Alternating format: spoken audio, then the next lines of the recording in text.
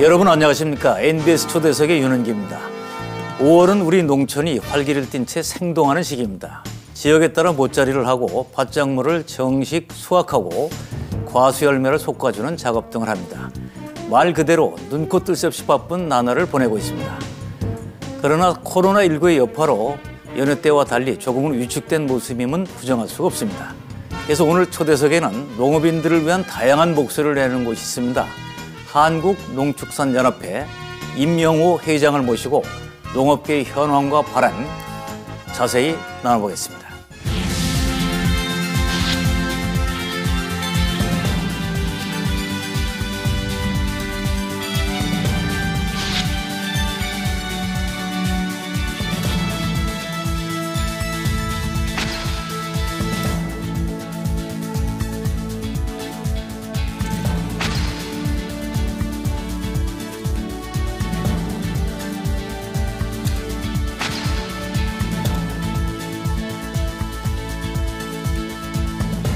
예, 오늘 이 자리에는 한국농축산연합회 임영호 회장님을 모셨습니다. 안녕하세요. 예, 안녕하세요. 네, 반갑습니다. 반갑습니다. 한국농축산연합회장을 맡고 있는 회장 임영호입니다. 코로나 사태로 농업이 굉장히 힘들다 이런 얘기가 들리고 있는데요. 현장 자주 다니시죠? 예, 주로 현장에서 현장 파악과 농민 생산자들과의 대화를 많이 나누고 있습니다. 예, 어떻습니까, 현장 분위기? 지금 언론에 나온 것보다는 현장의 분위기는 사실 굉장히 어렵습니다.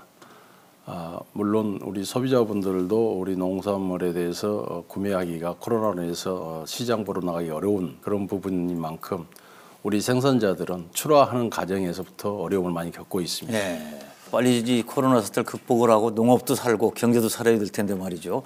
자, 임 회장님, 그 농업과 인연을 맺게 된 건 언제부터입니까? 제가 농부의 아들로 태어났지만 일찍 도시로 왔습니다. 예. 6학년 때 서울로 와서 서울에서 학교를 다니다가요. 아하. 중간에 사회생활은 한국 그 중장비 학원 강사로 제가 시작을 해서 중간에 일본으로 가서 제가 언어학을 하고 한국에 들어와서 언어학에 입문하면서 농업을 깊이 알게 되었습니다. 그러니까 처음부터 농업을 하려고 하신 게 아니고 처음에는 그러니까 공업 쪽이었네, 그러니까. 그렇죠.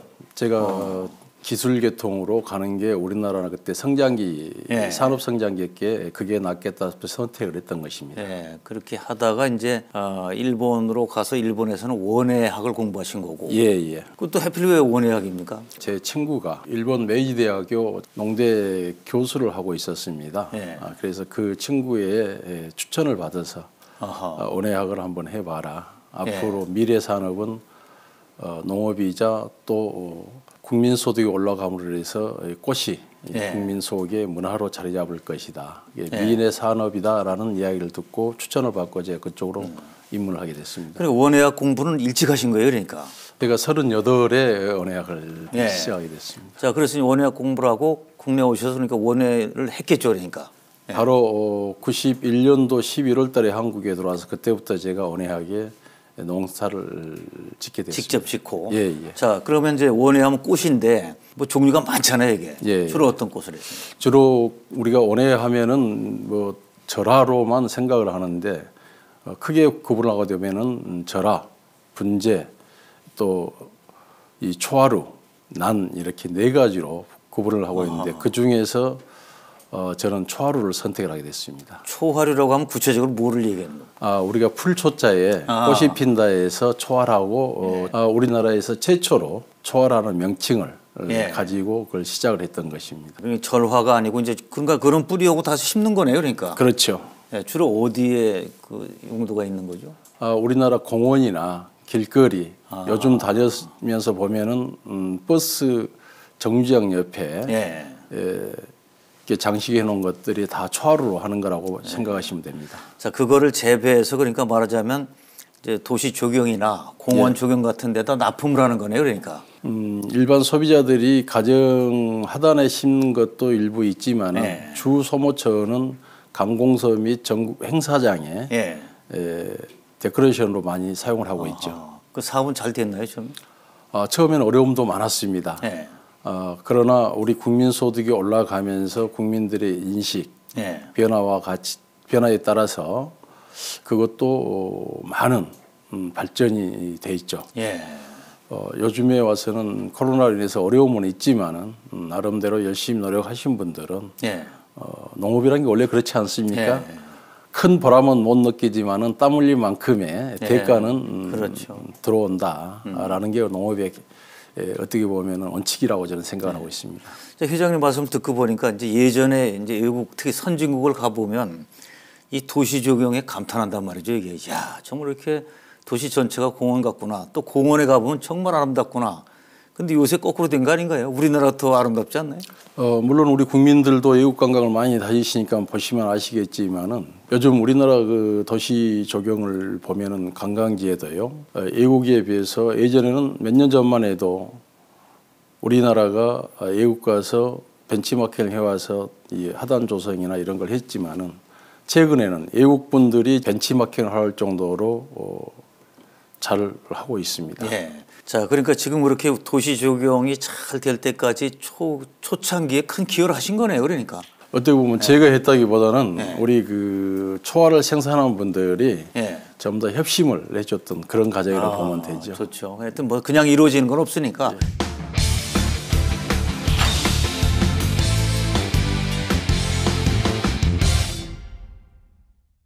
자, 지금 이제 농축산연합회 회장까지 하시는데 처음에는 이제 그런 그 화해로 시작을 했다가 큰 규모의 연합회 회장까지 되셨는데 그거는 이제 오랫동안 하면서 농업 전반을 다 이해하시게 됐기 때문에 한 건가요? 아니면 농축산업을 실제로 하신 건가요? 이제 축산업까지? 저는 축산업은 하지 않았지만 어렸을 때 소모기로 다녔던 추억도 있고요. 또 제가 그 조합장을 한 20년 했습니다. 조합장을 하다 보니까 전반적인 농업을 볼 수가 있었고 그렇게 하는 과정에서 화해협회장을 맡다 보니까 농업에 꼭 이런 것은 고쳐나가야 되겠다. 또 개선해야 될 부분들이 눈에 보여서 우리 정부와 좀 더 깊은 대화로 인해서 정책을 입안하는 데는 그분들은 물론 현장의 소리도 듣겠지만은 체험에는 좀 부족한 부분이 많이 있지 않습니까? 그래서 제가 농수산연합회장 출마를 하게 되었고 농수산연합회 회장님들께서 저의 오랜 경험을 인정하여 주셔서 농수산연합회장을 맡게 됐습니다. 자, 그럼 농축산연합회는 어떤 곳이다? 이걸 좀 소개해 주세요. 한국농축산연합회는 농림부 산하의 사단법인으로 등록되어 있는 전국 조직을 갖고 있는 많은 단체가 있습니다. 그 중에서도 전국적으로 대단히 규모를 갖고 있는 약 30개 단체가 모여서 만든 정부가 인정하는 그런 농축산연합회 조직이라고 보시면 됩니다. 자, 농축산연합회 회장 되시니까 한 1년쯤 되셨더라고요, 보니까. 제가 작년 4월 달에 임기를 수행하게 되면서 1년간 해오면서 많은 일도 있었지만 그 중에서도 여러 가지 일들의 난관을 극복의 부분도 있고 앞으로 해야 될 일도 많이 있다고 생각합니다. 자, 그럼 지난 1년 동안에 나름대로의 성과 또 나름대로 그 뭐 보람 이런 소회를 한번 좀 들어보겠습니다. 성과라고 보기에는 가장 큰 게 WTO법에서 우리 개도국지 포기 이 부분을 정부하고 많은 대화와 저희 농민들의 목소리를 전달을 함으로 인해서 그나마도 다소의 성과를 성취했다고 봅니다만은 지금 와서 되돌아보면은 그래도 미비한 부분들이 너무 많았다. 또 그런 부분들이 있습니다. WTO 개도국 지위를 이제 포기함으로 해서 뭐 사실 이제 농촌에서 큰 뭐 충격이다 이렇게도 얘기를 하고 그랬는데 이게 역시 가장 큰 이슈가 됐군요. 지난 1년은. 우리 농업인들은 흔히들 말하는 우리 농업은 이제 포기하는 거 아닌가. 우리 농산업 자체를 외국에다 그냥 내주는 거 아닌가. 그런 그 유기의식을 모든 농업인들이 느끼고 있었던 겁니다. 자, 그럼 그건 이제 위기감인데 뚫고 나갈 수 있는 그 방법이 중요하지 않겠습니까? 가장 중요한 건 뭔가요? 가장 중요한 방법은 정부에서 농업의 인식을 변화하는 거죠. 즉 그것은 정책이 변해야 된다는 이런 인식하에 우리 농민들이 가지고 있는 현장의 현실감을 정책에 반영해 달라고 정부에다가 꾸준히 요구를 해왔고 예. 또 정부에서는 그 정책을 하기 위해서는 가장 필요한 게 예산이지 않습니까? 그렇죠. 예산은 정부 농림식품부에서 마음대로 하는 게 아니고 예. 기재부에서 또 예산을 다뤄줘야 되고 국회에서 다뤄줘야 될 부분이라 예. 그 부분이 가장 힘들었습니다. 정부에다가도 얘기를 하고 정책적 건의 이제 하고 예산은 또 국회에 부탁을 하고 이렇게 했는데 그러면 이제 그 농축산 그 단체들 예, 여러 단체들 특히 이제 이 큰 단체 회장이시니까 정부에 구체적으로 건의한 정책들 어떤 것들이 있습니까? 그런 정책들이 참 여러 가지가 있었지만 크게 이렇게 놓고 보면은요, 우리 농업인들의 공익적 가치가 가장 중요한 부분이고 이로 인해서 우리 농업인들이 해 나가야 될 그 여러 가지 사안들 이런 게 조금 있었습니다. 그래서 지금 쌀 국내 농업 민감한 그 부분에 대해서 최대 보호를 좀 해줘야 된다. 첫째. 두 번째는 국내 농업의 영향 발표 시 피해 보전 그런 부분 대책을 좀 마련해 주라고 했고 경쟁력 제고를 위한 지속적인 농업 추진 정책을 좀 해달라 이렇게 하고 거기에 이제 수반되는 게 예산이기 때문에 예산은 국회 쪽에다가 꾸준히 이야기를 했던 겁니다. 자, 그런 정책적 건의를 했는데 정부의 반응은 어떻습니까 지금? 그 부분이 참 가장 조금 난감했었는데요. 또 국회에서 예산 이야기를 해도 기재부에서는 어렵다. 정부가 어려운 살림으로 하기 때문에 우리가 요구한 만큼 주기가 힘들다. 그래서 기재부 그 1차관하고도 여러 차례 면담을 요청을 해서 면담도 했고 그런 과정에서 많은 좀 시간이 필요했었던 거죠. 자, 그리고 이제 이슈가 됐던 것이 뭐 보도도 많이 됐습니다만 이제 직불제 개편 아닙니까 이게? 예. 자, 공익형 직불제 개편. 자, 어떻게 된 건가 하는 걸 좀 한번 시청자분들에서 소개를 한번 해주시죠. 공익형 직불제 개편.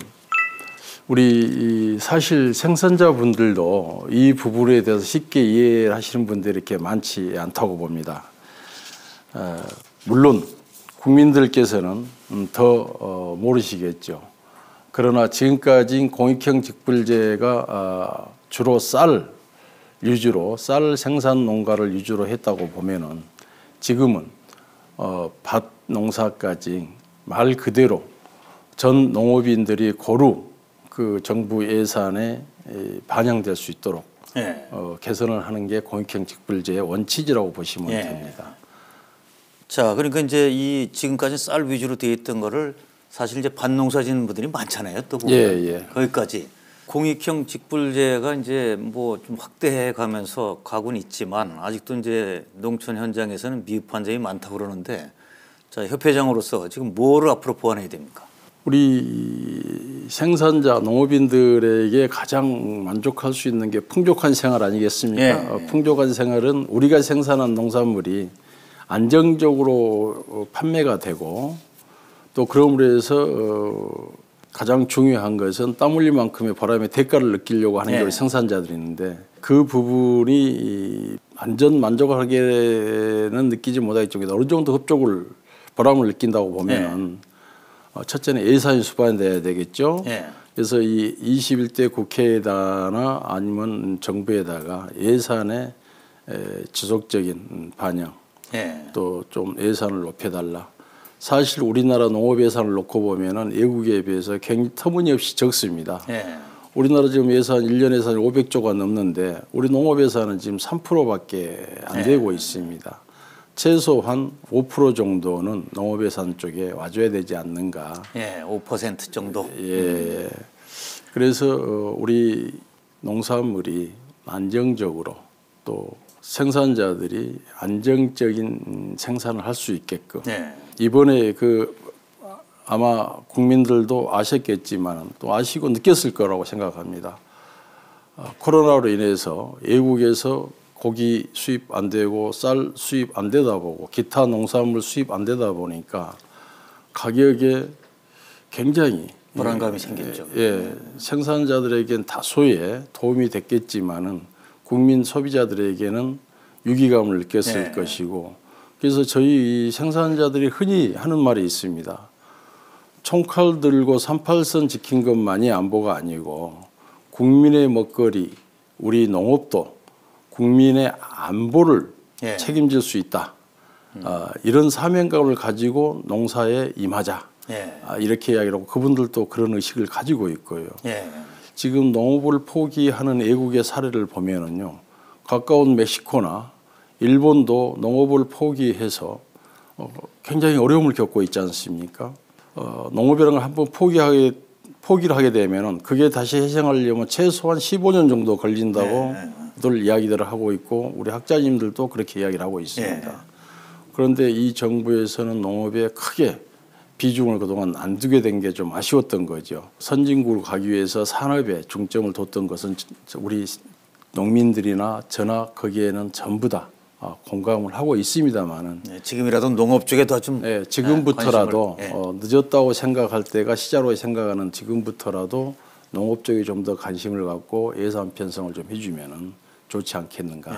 다행히 작년에 그래도 저희들이 만족하진 않지만은 국회 및 그 기재부에서도 좀 해줬고 특히 우리 그 부처 관련 부처 농식품부에서 노력을 해줘가지고 일부분이나마 좀 부족하지만은 애초에는 한 1조 8천억 정도로 정부에서 잡았는데 제가 2조 4천억 정도에서 굉장히 성과를 좀 이뤘다고 보는 한 해라고 봅니다. 자, 이제 지난해 농업의 또 현황을 살펴보면은 아프리카 돼지열병 이게 이제 뭐 시끄러우는데 이거 어떻게 지금 가라앉은 거 아니죠 아직까지도? 지금도 멧돼지 쪽에서는 계속 확산되고 있습니다. 한강 이북 지역에는 일반 농가에서는 발병을 하지 않고 작년에 많은 그 20만 두가 넘는 돼지를 살처분을 해서 예방 차원에서 했습니다마는 정말 작년 10월 3일 이후 우리 ASF 이 바이러스 검출이 아직도 전반적으로 지금 살아있다고 볼 수가 있죠. 즉 이것은 예방 약이 없다는 거죠. 예방약이 없죠. 현재까지는.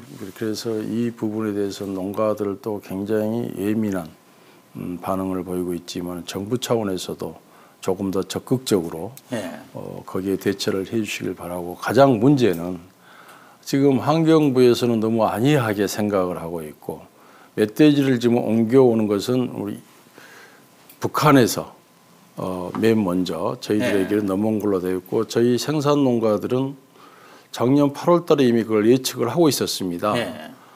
그래서 저희 농축산연합회에서 그 대처 차원에서 환경부에 공문도 보내고 국방부에도 거기에 대해서 포획을 해달라라는 공문도 보내고 했는데 초등 대처가 조금 미약했는데 그나마 그게 발병되면서부터 농식품부에서 전 살처분을 시행해서 한강 이남으로는 지금 확산이 안 되고 있는 게 다행이라고 생각을 하고 있습니다. 자, 멧돼지 피해가 이제 그 전에는 주로 뭐냐면 멧돼지가 밭에 와서 다 뭐 파헤치고 그냥 뭐 난장판을 만들어 놓는데 이거였는데 지금 사실 더 무서운 게 보니까 이 아프리카 돼지열병이더라고요 보니까.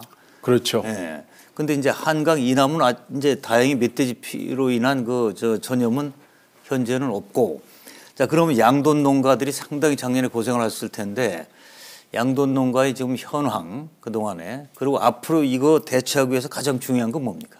양돈 농가들의 어려움을 일일이 다 열갈 수는 없지만은 며칠 전에 아마 청와대 앞에서 그 기자회견도 갖고 또 일부 농가들이 일부 지역에서 나와서 집회식으로 집회도 조금 하고 있었습니다마는 지금 코로나19 관계로 인해서 자제를 하자 해서 이제 각 농가로 돌려보냈고 지금도 농식품부 앞에서는 천막 농성을 하고 있습니다.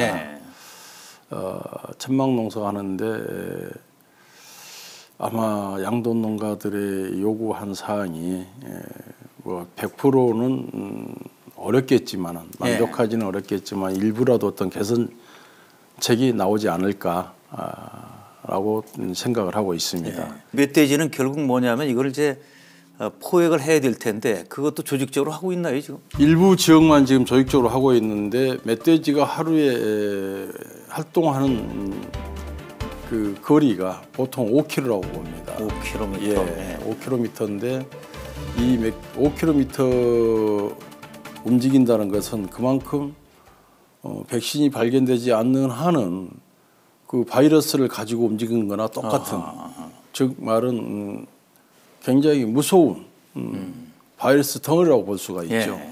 얼마 전에도 저 양구 쪽에서 또 멧돼지 그 바이러스 ASF 바이러스가 바이러스를 갖고 있는 멧돼지 사체가 발견되고 했었는데요. 이건 지속적으로 어제 녹음철이 오다 보니까 멧돼지가 어떻게 움직이는 건지 그 동향 파악도 할 수 없는 상황이고 또 멧돼지의 지금 그 개체수 파악조차도 안 되고 있습니다. 그래서 이런 거 이제 대응을 하기 위해서 정부도 그중에 보니까 이제 군부대, 국방부도 같이 협력을 하고 등등 하고 있는데 정말 긴장의 끈을 놓지 말고 잘 풀어갔으면 좋겠습니다. 한국인들이 섭취하는 육류가 뭐 쇠고기, 돼지고기, 닭고기가 아무래도 이제 주류인데 돼지고기 좋아하시죠? 저는 자주 먹는 편입니다. 한국 사람 특히 삼겹살하고 이 소주 한 잔 이거 좋아하는데 이거 얼마 전에 이제 우리나라뿐 아니라 중국에도 난리가 나고 하니까 한동안 또 가격이 팍 올라가서 이러다가 이 삼겹살 먹는 거 이제 끝나는 거 아닌가 하는 걱정도 있었는데 하여튼 이 문제가 잘 풀려가기를 기대를 하겠습니다.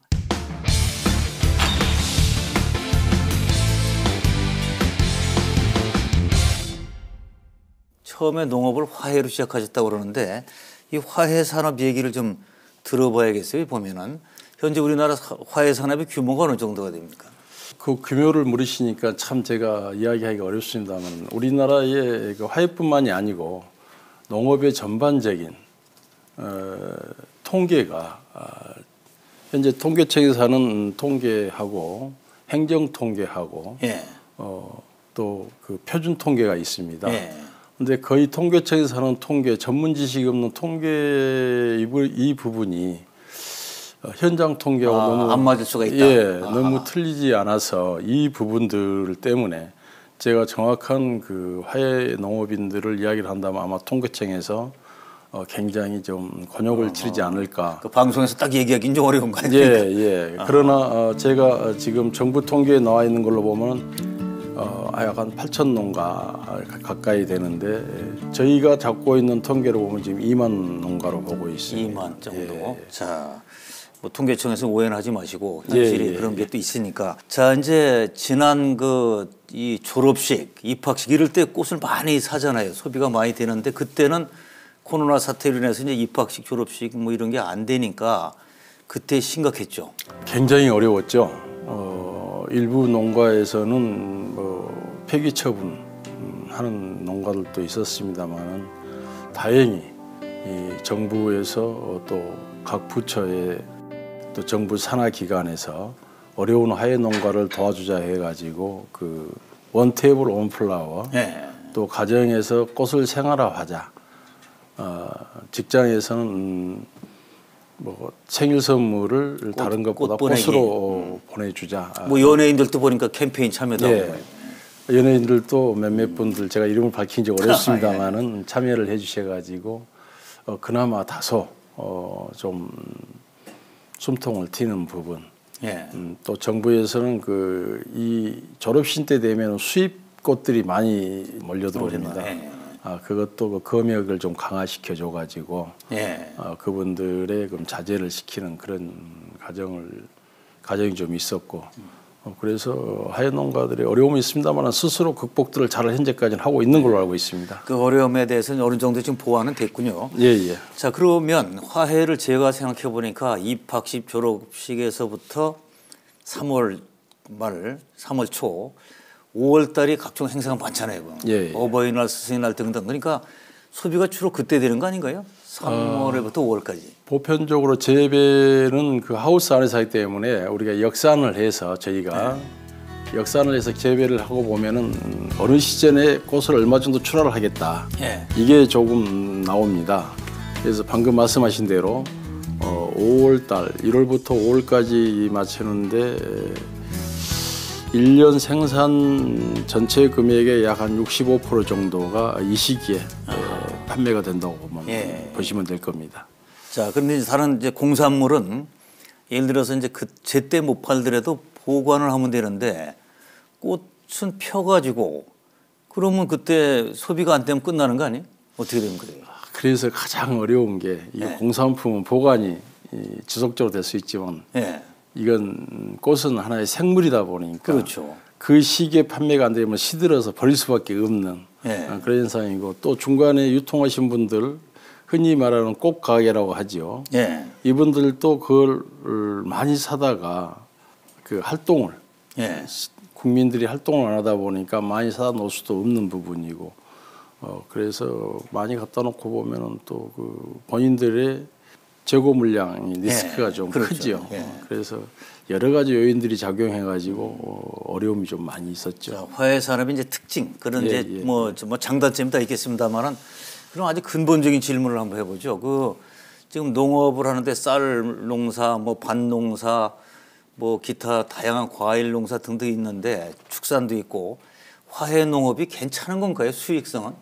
저는 우리 화훼 농가들에게 이렇게 말을 하고 있습니다. 우리나라 전체 농산물의 최고소득 작물이 약 한 5년 전만 해도 인삼 1년에 평당 한 7만 원 정도로 잡고 있었는데 인삼으로 돈 버는 사람 많았어요. 그래서 인삼 농사가 최고라고 했는데 최근에는 파프리카 한때 또 그게 유행했죠. 그러다 보니 파프리카 유행했는데 일본 수출이 좀 막히고 외국 수출이 좀 길이 막히다 보니까 최근에 들어서 이제 딸기, 오이, 토마토 이런 순으로 가운데 사실 우리 화훼 농업은 고소득 작물이라고 저는 이야기를 합니다. 그쪽보다 더 높은가요? 훨씬 높습니다. 그래서 저는 좀 평당 1년에 15만 원 미만으로 취득 가격을 올리려고 보면은 화훼 농사 짓지 말아라. 15만 원 이상 취득가를 올릴 수 있는 준비를 해라. 물론 그런 과정에서 많은 어려움을 있겠죠. 저도 사실 초하루를 농사를 짓고 있습니다만 저는 1년에 평당 약 한 16만 원, 17만 원 정도 매출을 올리고 있습니다. 그 다른 농작물보다 훨씬 좋으네요. 그러니까. 굉장히 고소득 작물이죠. 그 꽃 구경하면서. 제가 원래는 굉장히 조금 성격이 좀 급한 편이었는데 이 화훼 농업을 하면서부터는 주변 분들이 이야기를 합니다. 굉장히 많이 성격이 변화가 왔다. 꽃을 닮아가네 이제. 감사합니다.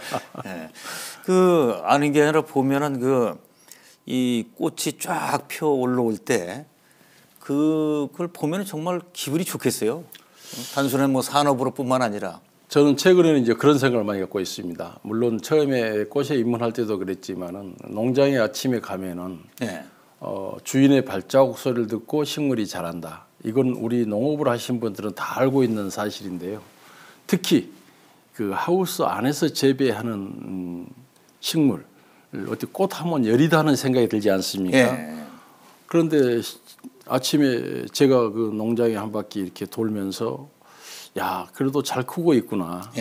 또 그런 모습을 보면은 제 애들이 잠자는 모습보다 더 저한테 가슴이 와닿는 게 많이 있습니다. 정말 그럴 때 이제 소위 화훼 농업을 하는 또 보람과 기쁨이 있군요. 자, 그럼 지금 어쨌든 협회장을 오랫동안 해오시고 이 분야에 또 종사를 하시니까 화훼 산업 발전을 위해서 지금 현재 그 정부에 건의한 거 또 현재 가장 당면 과제는 어떤 것들입니까? 저희는 지금 화훼 소비가 주로 그 행사 위주로 많이 되고 관에서 많이 소비를 하는데 외국의 사례를 들어보면은 이게 제가 직접 외국에 가서 또 보고 그러면은 외국은 꽃이 문화화되어 있습니다. 즉 문화화되어 있다는 건 생활화되어 있다는 거죠. 그것은 국민 소득하고 저는 상관없이 이 꽃은 생활화하고 문화화하고 그렇게 하기 위해서는 어렸을 때부터 꽃을 잡을 수 있는 어떤 기회를 만들어주고 또 유치원 때부터나 중고등학교 때까지는 꽃에 대한 하나의 교육 시간을 좀 줘서 그렇게 가져야만이 꽃에 대한 또 식물에 대한 이해력이 높아지고 그게 문화화되고 그러므로 해서 참 그 꽃이란 게 국민에게 주는 게 정서적인 안정감 또 마음의 평화. 우리가 꽃을 줘서 싫어하는 사람 아무도 없지 않습니까? 그럼요. 근데 정말 내 돈 주고 직접 사는 것은 조금 꺼려하는 편이거든요. 아, 연애할 때 왜 꽃을 주겠어요? 한번 주셔보셨습니까? 아, 뭐 당연히 줘보죠. 정말 우리나라 그 꽃산업, 화훼산업은 그렇게 변화가 돼야 되고 꽃을 일상화, 생활화해 가는 게 당연하다고 저는 생각합니다. 예. 또 이렇게 감으로 인해서 국민들의 건강, 네, 정신 건강에도 좋고. 정신 건강 또 정신이 건강함으로 해서 국민보험공단에서 지금 고민하고 있는 그런 병원 비출도 좀 줄어들지 않을까라는 생각을 가지고 있습니다. 기왕 꽃 얘기가 나왔으니까 제일 좋아하는 꽃이 어떤 겁니까? 저는 지금 제일 좋아하는 꽃이 카네이션입니다. 카네이션. 예. 뭐 사연이 있을 것 같은데요. 예. 제 어머님에게 제가 그 어려서 카네이션을 줘본 일이 없습니다. 어려서. 예. 다년간 부모님하고 떨어져서 객지에서 학교 다니면서 객지 생활을 오래 하다 보니까 어머니 아버지 가슴에 꽃을 달아준 적이 없었는데 우리 철들자 나이 먹은다고 어머님이 돌아가실 때쯤 되니까 제가 부모님을 이해하게 되더라고요. 그래서 또 어머님에게 어느 때 꽃을 한번 줬더니 그 꽃을 받는 모습이 꼭 소녀 같았습니다. 그래서 저는 그 어머님에게 꽃을 줘보고 그때 줬던 꽃이 카네이션이었습니다. 그래서 그 이후로는 참 카네이션만 보면은 어머니 생각이 저절로 어머니 나죠. 생각이 저절로 납니다. 뭐 다 아마 공감하실 겁니다. 자, 화훼산업진흥법. 자, 이게 어떤 내용입니까? 이 화훼산업진흥법, 화훼가 말로만 우리가 정부에서 정책으로 도와달라고 할 것이 아니고 저희 화훼단체 그 협의회 각 단체 회장님들하고 모여서 법을 하나 만들자. 그래서 거기에 공감을 가지고 국회에 화훼산업진흥법을 우리가 좀 제정을 해야 되겠다. 그래서 국회에다가 발의를 요청을 해서 국회에서 이제 화훼산업진흥법이 작년 8월 16일 날 통과가 됐습니다. 우리 그 나라의 화훼가 보면은 지금 외국에서 수입꽃들이 너무 물밀듯이 들어오고 일반적으로 우리가 행사장에 결혼식장에 가보면은 지금 3단 화환이라고 와 있는데 이 화환들이 거의 다 95%가 조화입니다. 조화. 예. 그럼 그 조화가 우리나라에서 만드는 게 아니고 중국에서 수입업자들이 가지고 들어온 것인데 환경 오염 물질이 덩어리로 묻어 있는 겁니다. 그 색상을 칠하다 보니까 색깔 이쁘게 해가지고. 또한 그게 어느 정도 쓰다 보면은 그걸 이제 폐기 처분하면서 태우다 보면 다이옥신 그 덩어리입니다, 그것이. 그것을 한 번 사용하는 게 아니고 3번, 4번, 5번 사용하고 이게 먼지가 묻으면은 세제에다가 씻혀서 다시 재활용을 하고 이런 과정들이 현재 진행되고 있습니다. 자, 그 그래서 불편한 진실이네. 이것도. 그것을 법적으로 제도화해서 현재는 막을 길이 없습니다. 그러나 그분들도 먹고 살아야 되기 때문에 재사용하는 것은 재활용 하환, 표기를 하게 한 방법, 그런 것을 그 법 제도를 만들어서 그 안에 넣어놓은 거죠. 그래서 소비자들도 속지 않고 지금 화환 하나 39,000원, 49,000원 광고를 하고 있습니다만은 이 광고를 보면 전부 다 재활용이지 그 39,000원 주면서 생화로 화환 보내주세요 하면 그분들 절대 못 보냅니다. 불가능하다는 얘기죠. 불가능하죠, 그것이. 자, 저는 몰랐는데. 그런 걸 막고자 우리가 이제 화훼산업진흥법을 만들게 된 계기는 거기서부터 시작이 됐고요. 그렇게 함으로 해서 정부에서 그 생산 규모화, 또한 화훼산업 그 종자산업 뭐 이런 것까지 함께 그 안에 모두가 다 들어가 있어서 이제 조금 더 이제 화훼도 산업화로 가기 때문에 어떤 제도화가 돼야 되지 않겠는가 해서 만들게 된 계기가 된 겁니다. 기반을 제대로 만들어야겠어요, 그러니까. 자, 이제 그 결혼식장, 그다음에 장례식장 가면 3단 화환이 있는데 플라스틱 조화 꽃을 쭉 기본으로 깔고 거기에 생화를 조금씩 넣는 거죠, 그러니까. 이 생화가 몇 %라고 그랬죠, 아까? 생화 한 5%밖에 안 들어가 있습니다. 5% 정도. 자세히 봐야겠는데 정말. 그런데 그게 이제 더 중요한 얘기는 의미 있는 얘기는 그 조화가 수입을 해온다. 이게 이제 환경 파괴도 될 수 있는 건데 불구하고 이 얘기 아닙니까 지금? 그렇죠. 우리나라에서 생산한 건 단 하나도 없습니다. 다 중국이나 지금 베트남 쪽에서 수입을 해온 겁니다. 제가 그걸 잘 몰라서 말이죠. 저렇게 큰 게 왜 가격이 저거밖에 안 되지? 이렇게 생각을 했었는데 사실 생활 얼마 안 된다. 그럼 이런 건 어때요? 그걸 전부 생활로 꽂으려면 금액이 올라가겠죠. 당연히 올라갈까요? 당연히 좀 코스트는 올라가겠죠. 그러면 그걸 플라스틱은 빼고 조금 약간 작게 하면 어떨까요? 생활로 다 하고. 지금 신하완이라고 해서 그 법에 그 들어가 있습니다. 이번에 만든 화해산업진흥법에 신하완에서 생활로 하게 되면은 조금 볼륨은 좀 적습니다만은 아주 그 모양도 좋게 할 수 행사 있고. 끝나고 나면 그걸 가정에 갖다 놔도 일주일은 예. 또 감상할 수 있는 예. 그런 것이고. 자, 그러면 이제 화해 농가는 이런 법에 의해서 정말 많이 이제 앞으로 희망도 가지실 텐데, 자, 지금 그 화해산업 발전을 위해서 가장 중요한 과제 뭡니까? 아직 제일 잘하실 것 같아요. 이 분야를 오래 종사하셔서. 우리 생산자들이 먼저 앞장서야 되겠죠. 고품질 생산 기반을 확충해야 되는 게 첫째 목적이고요. 예. 그렇게 함으로 인해서 우리 소비자들이 꽃을 좀 더 선호할 수 있는 그런 쪽으로 가야 됩니다. 예. 또 하나 예를 들어서 그 네덜란드 그 꽃시장 알스미에란 꽃시장이 세계적으로 표준 모델이 되어 있는데요. 예. 거기 보면은 도소매 분류가 현재 되어 있는데 우리나라는 그게 지금 안 돼 있는 게 예. 그게 좀 가장 아쉬운 부분이고요. 우리나라 그 꽃시장을 놓고 보면 공영 도매 시장이 AT 농업 하해 공판장을 포함해서 7개 공영 시장이 현재 있습니다. 근데 이것도 조금 더 대도시를 중심으로 해서 시장성 확보를 좀 해야 되고요. 예. 또 다음에는 그 수출 다변화 확대를 해야 되는데 우리나라 꽃이 사실 예고 수출할 수 있는 것은 몇 가지 품종밖에 현재는 안 돼 있습니다. 그 중에서 백합, 국화, 수국, 장미도 일부는 나오고 있습니다만은 이것은 외국의 그 경제 사정에 따라서 많은 변동이 있기 때문에 내수 시장에 역점을 좀 맞추는 부분 그렇게 하기 위해서는 우리 그 소비자분들이 이 꽃에 대한 인식 변화가 많이 좀 와줘야 되지 않겠는가.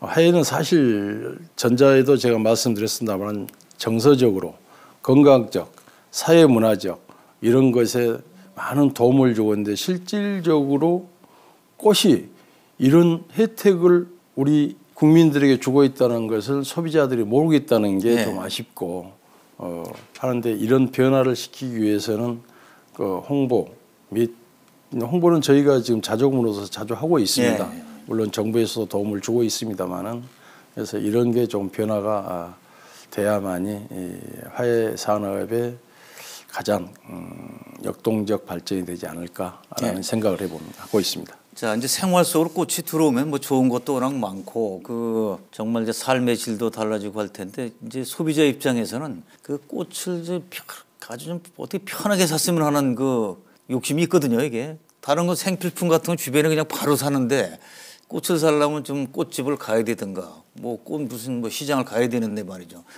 편하게 살 수 있는 방안이 뭐 없을까요? 우리 그 정부와 저희 또 그 화해 단체들이 함께 노력해서 대형 마트 및 편의점 또 유통 채널을 유튜브 유통 채널이나 그 온라인 채널을 통해서 판매를 하고 있는 상황으로 가고 있습니다.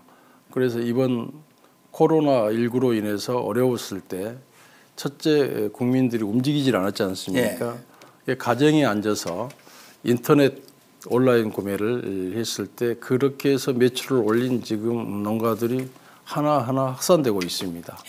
앞으로도 이런 게 좀 더 많이 보급되지 않을까. 또 정기 구독 온라인 하게 되면은 일주일에 한 번이라든지 정기적으로 이게 배달을 해주는. 꽃이 배달될 수 있도록.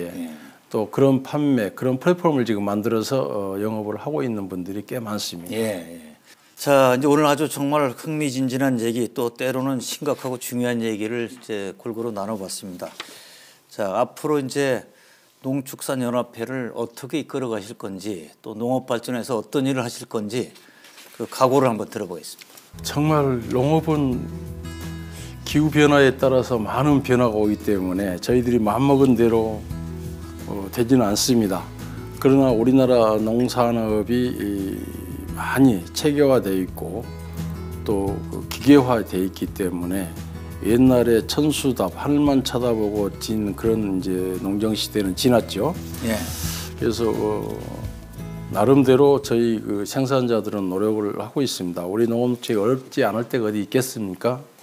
이런 것을 또 극복해 왔던 게 우리 선조 농업인들부터 저희 때까지 저희들은 그 어려움을 극복해 나가려고 나름 이렇게 단체장들끼리 모여서 한 달에 한 번씩 정기적으로 회의도 하고 또 정부 부처분들을 모셔가지고 대책 논의도 하고 여기에서 뭔가 문제점이 나온 것을 가지고 서로 협업하는 그런 농업 농촌을 만들어 가려는 생각을 가지고 있습니다. 네. 자, 이제 현장에 이제 농업인들의 그 현황의 소리를 잘 들으시고 정부의 건의도 하고 또 국회에 또 예를 들어서 요청도 해야 되고 그 협회장으로서 사실 일하실 텐데 잘 풀려갔으면 좋겠습니다. 자, 이제 새로 국회 시작됩니다만은 여야 정치인 특히 그 이제 농수산위에 속하는 의원분들한테 하실 말씀 한번 해보세요. 저는 이번 21대 국회에서 전 가장 큰 과제로 제가 농축산업에